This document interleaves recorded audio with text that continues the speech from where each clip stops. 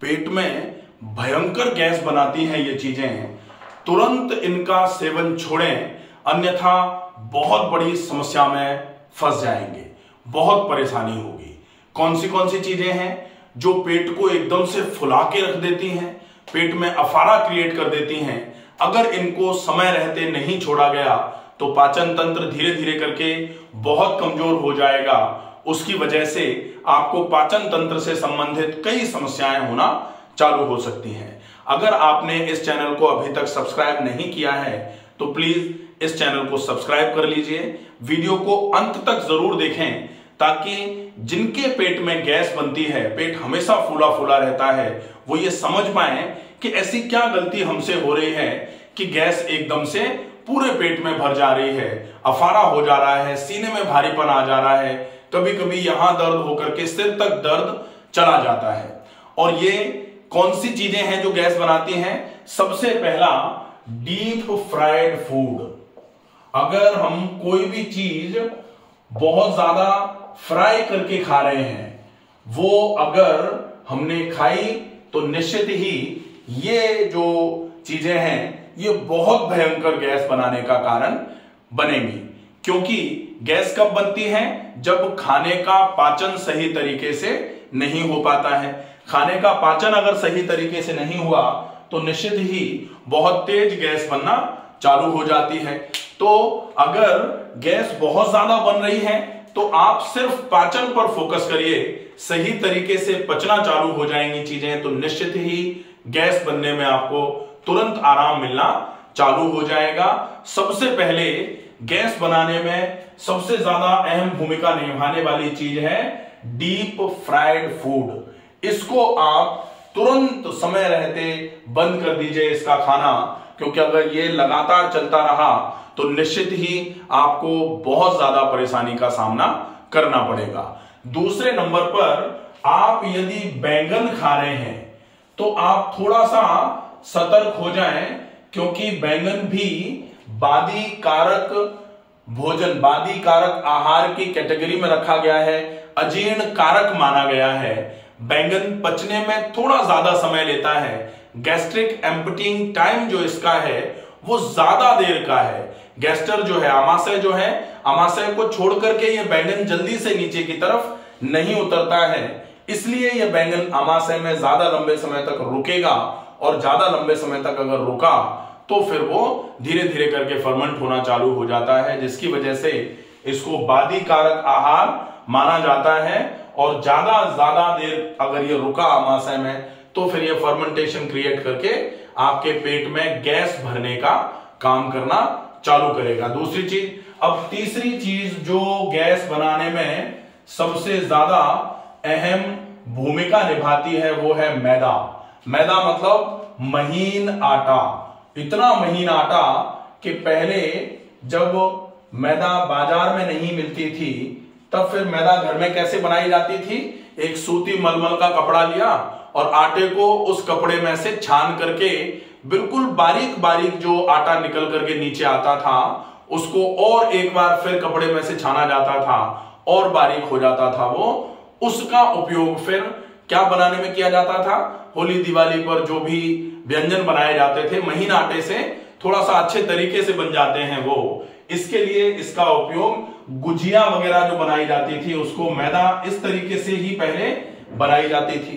उस आटे का बहुत ज्यादा अच्छे तरीके से उसका खोल जो गेहूं का होता है उसको ऊपर ब्रैन जो होता है वो जितना निकाल दिया जाए आटे में से, जो बिल्कुल महीन बचता है उसी को मैदा बोलते हैं। और इस मैदा का एक और नाम होता है, वो क्या है? White poison. व्हाइट पॉइजन बोला जाता है इसको। अब अगर इसको व्हाइट पॉइजन बोल रहे हैं, सफेद जहर बोल रहे हैं, तो निश्चित ही जहर तो खाने योग्य होता नहीं है।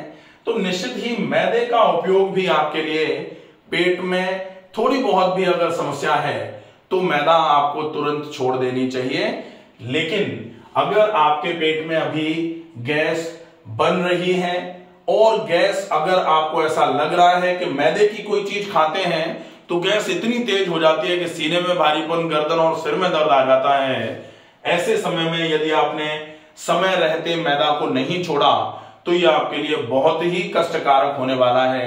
बहुत ज्यादा नुकसान होगा, क्योंकि मैदा आंतों में कैसे चिपकती है। आप देखो बेसिन का जो पाइप होता है ना, बेसिन जिसमें हम हाथ धोते हैं जनरली, उसमें से एक पाइप नीचे की तरफ जाकर के ड्रेनिंग चैनल पर डाल दिया जाता है। उस पाइप को अगर आप महीने भर तक प्रॉपर तरीके से साफ नहीं करो और उस पाइप को फिर निकाल करके काट के देखो, दुनिया भर की गंदगी चिपकती है उसमें।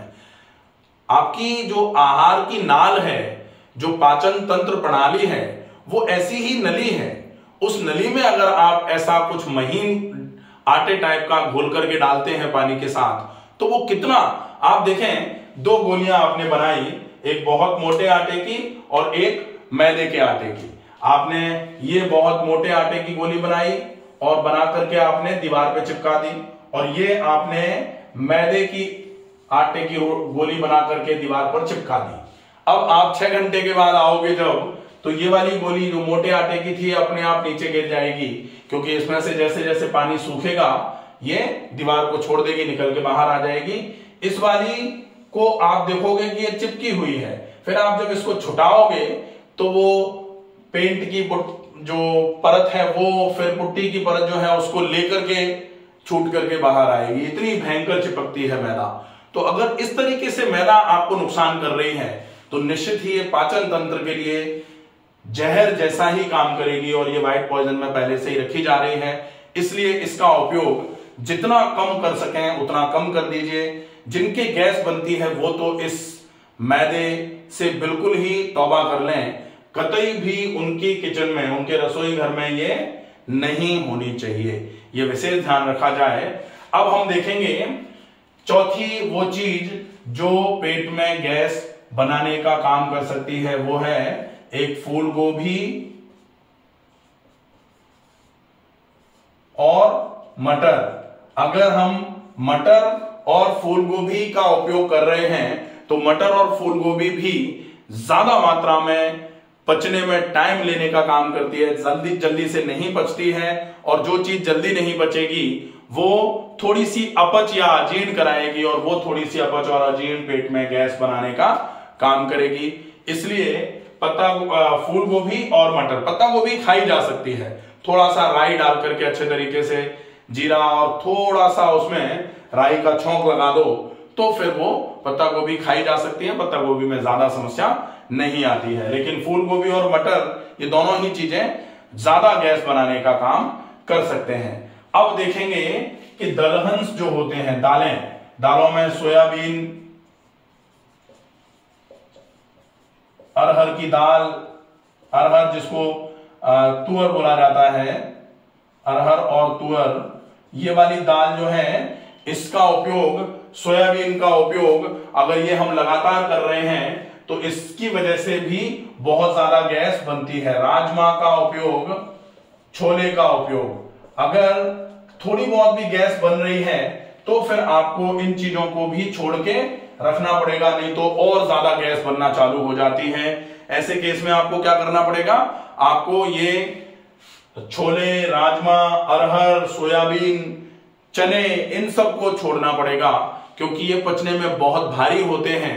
अगर हमने ये खाया, पाचन की प्रणाली आपकी थोड़ी कमजोर है, अगर आपका पाचन सही तरीके से नहीं है, ऐसी कंडीशन में इनको खाना गैस वर्धन का काम करेगा, गैस बनाने का काम करेगा। इसलिए आप समय रहते इनको भी धीरे धीरे करके छोड़ दें। फिर छठी चीज होती है, जिनको पेट में गैस बनती है पहले से या एसिडिटी रहती है, वो दूध को जरूर छोड़ें। अगर दूध ले रहे हैं, जिनको गैस बनती है वो लोग, तो फिर गैस, दूध लेते ही पेट फूल जाएगा। बहुत सारे लोगों को दूध से एलर्जी होती है। दूध से एलर्जी मतलब दूध में एक कंस्टिट्यूएंट होता है, इंग्रेडिएंट होता है, जिसको लैक्टोजन बोला जाता है। उस लैक्टोजन से बहुत सारे लोगों को हाइपरसेंसिटिविटी एलर्जी होती है, तो लैक्टोजन इंटॉलरेंस बोला जाता है। ऐसे केस में आपको दूध को अवॉइड करना ही पड़ेगा। तो दूध को भी अवॉइड करना चालू कर दीजिए अगर आपके पेट में बहुत ज्यादा गैस बन रही है तो। इसके अलावा आप देखें, जो भी गरिष्ठ हैं पचने में, मसाले ज्यादा जिसमें डाले हुए हैं, चिकनाई ज्यादा जिसमें उपयोग करी है आपने, ऐसी सारी चीजों को आप थोड़े समय के लिए अवॉइड करना चालू कर दीजिए। धीरे धीरे करके पेट कि पाचन की क्षमता, जो आहार नाल की, जिसको पाचन तंत्र कहते हैं, पाचन की क्षमता जैसे जैसे बढ़ेगी, फिर धीरे धीरे करके जब आपका पाचन तंत्र मजबूत होना चालू हो जाए तो थोड़ा थोड़ा करके आप चीजों को बढ़ा सकते हैं। जब शरीर बहुत मजबूत हो जाए, कहा जाता है जो व्यक्ति नियमित व्यायाम करता है उसके लिए अपथ्य कारक आहार भी पथ्य जैसा ही काम करता है। जो खूब व्यायाम कर रहा है, जो बहुत मेहनत करते हैं लोग, उनके लिए फिर ये नियम जो हैं वो कम नुकसान पहुंचाने वाले, जो चीजें खानी है, मेल बेमेल आहार, ऐसे वाले नियम जो हैं उनके लिए बहुत ज्यादा मैटर नहीं करते हैं। क्योंकि आयुर्वेद में एक श्लोक लिखा गया जिसके माध्यम से यही बताने की कोशिश करी गई कि जो व्यायाम नित्य करते हैं, व्यायाम कुर्वते नित्यम, जो नित्य व्यायाम करते हैं वो भोजन में अगर विरुद्ध आहार भी ले लेते हैं तो उनको ज्यादा नुकसान नहीं होता है। तो विशेष ध्यान रखना है, जब तक पाचन तंत्र मजबूत नहीं है तब तक आपके लिए ये सारी चीजें बहुत मैटर करेंगी। आप इनको छोड़ करके रखें। ज्यादा गैस बनती है, आप जैसे ही इन चीजों को छोड़ेंगे आपके गैस में आराम होना चालू हो जाएगा। ज्यादा मात्रा में पानी पीना चालू कर दीजिए, थोड़ा सा व्यायाम नियमित करना चालू कर दीजिए, गैस बनना बिल्कुल बंद हो जाएगी। आशा है जिनको गैस बनती है उनके लिए ये जानकारी मददगार साबित होगी। ज्यादा से ज्यादा इस वीडियो को लोगों तक पहुंचाएं ताकि ज्यादा से ज्यादा लोग ये जानकारी हासिल करके अपनी गैस की समस्या से निजात पा पाएं। स्वस्थ रहिए, सुरक्षित रहिए। धन्यवाद।